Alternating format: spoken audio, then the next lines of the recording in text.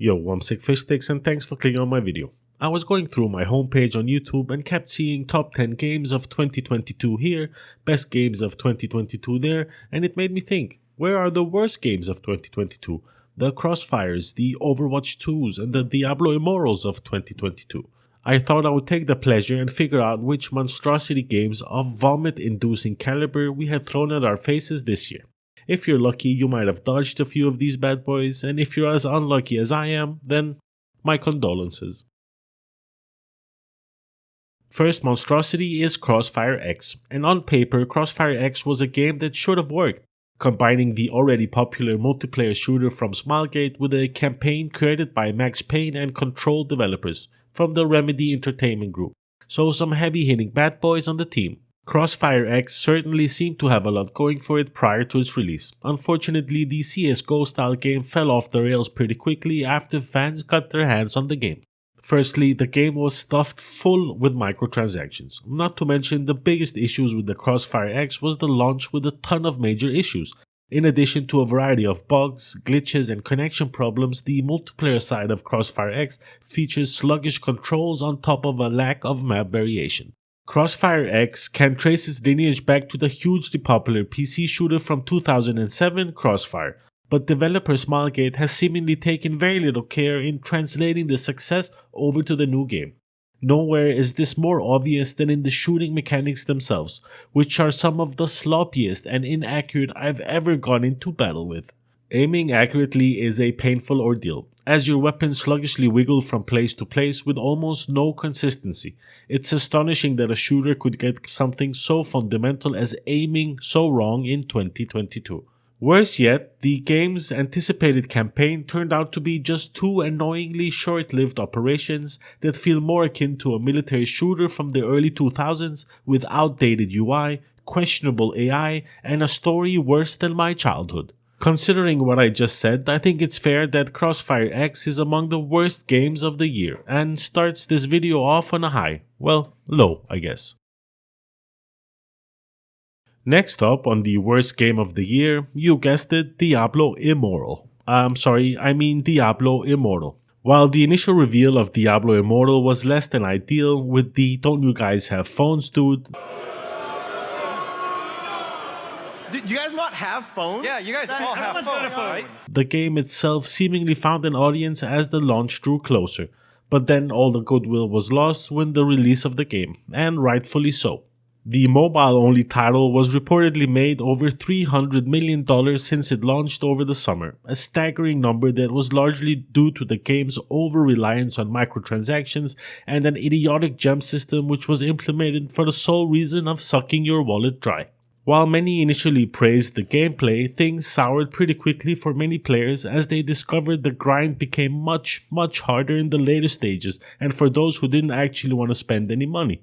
Some players have been gone so far as to test the microtransaction system, discovering that it can cost well over $100,000 just to fully gear in Diablo Immortal. I mean, listen to that number. Those numbers quickly made people turn away from the game, leaving only the hardcore Diablo fans left to pick up the scraps, and who had to get on board in order to curb their Diablo addiction until Diablo 4 comes out sometime next year. Next monstrosity of the year is Overwatch 2, which continues much of what made its predecessor popular, though for many fans that's also the most disappointing part of the game.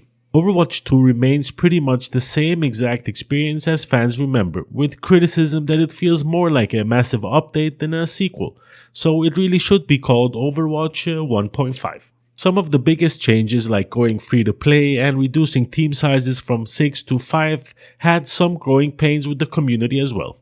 Various bugs have forced Blizzard to remove popular heroes for extended periods of time, like Bastion and Mei, and most people weren't thrilled that the game's first post-launch hero, Kiriko, was locked inside the Battle Pass, which again takes an ungodly amount of time to unlock. But you can always swipe your card between Blizzard's butt cheeks and get it now. In fact, the community has generally been unhappy with the game's microtransactions, where skin prices can run as high as $20, or would take something like 21 years to unlock with in-game currency. The launch of Overwatch 2 also shouldn't be overlooked, and was largely considered a disaster as the servers not only melted down, but the game was hit with a DDoS attack that further complicated the ability to access the game. It took days for some players to even be able to log in, and others found that the content they had purchased from the Watchpoint pack was missing, or cosmetics they bought over from Overwatch 1 didn't sync correctly or were missing entirely. A complete disaster. In fairness, it seems that Overwatch 2 is slowly dying, with Overwatch 1 players leaving the sinking ship, as in reality Overwatch 2 is nothing else but Overwatch 1, just a bit more expensive. Considering the many options gamers have these days, moves like these done by Blizzard for Overwatch 2 will bite them in the back, sooner or later. Next up, we have Scorn. Scorn very much feels like you're stuffed in someone's intestines and left to enjoy the view and smells with nothing but mediocre puzzles to keep you entertained. The puzzles don't really make sense, and if anything feels so random that you're most likely going to spend more time randomly pushing, pulling, and turning things until you someday get released from this intestine that is Scorn. As for the save system, your game only saves when you've beaten a chapter, which is horrendous considering how long chapters take to finish. I don't understand why it's so difficult to allow us players to save a game when we wanna save a game. I played this game as soon as it came out at 6 AM. I was expecting a Doom lookalike game, and I was very wrong. What I got was a Dark Souls of puzzles game combined with doing some naughty things to a variety of switches. I feel the developers have dropped the ball on this one and only gave us a shell of what could have been an otherwise amazing visual and puzzle based game. Given that Scorn spent something stupid like 8 long years in development, this really should have come out sparkling. Last but not least, we have Babylon's Fall. Did you even know this game existed? Be honest, because the majority of you should say no, and that's why it's on today's list. Babylon managed to do 2 things that killed it even before launch. Firstly, release a through and through broken product combined with a greedy monetization system. You can spit out something for the sake of spitting out something, but what you can't do is shell out something so cynical and cash grabby that it makes your entire studio look financially desperate.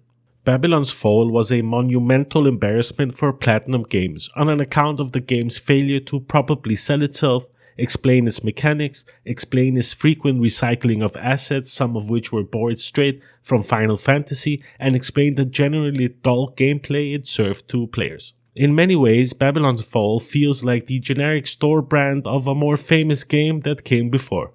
The combat is competent but not engaging and prone to degrading into repetitive button mashing as you trudge through linear after linear level. Hints of a distinctive art style are wasted on drab environments and ugly character models. Ultimately, Babylon's Fall just isn't good. It's not terrible or broken, it just is, and does little to justify you investing your time into it. It's safe to say that in all of 2022, this bad boy really wants to be number 1 on the failure list. Some of you are probably sitting back thinking, sick, you forgot to mention this game or that game or that game. So please add them in the comment section so we can get a good overview of all the shitty games of 2022. And that's pretty much all I had for you in this one. So thanks for watching the video. Thumbs up if you liked it, thumbs down if you didn't, subscribe if you haven't, why not. Thanks a lot for watching, and I'll see you in the next one. Peace.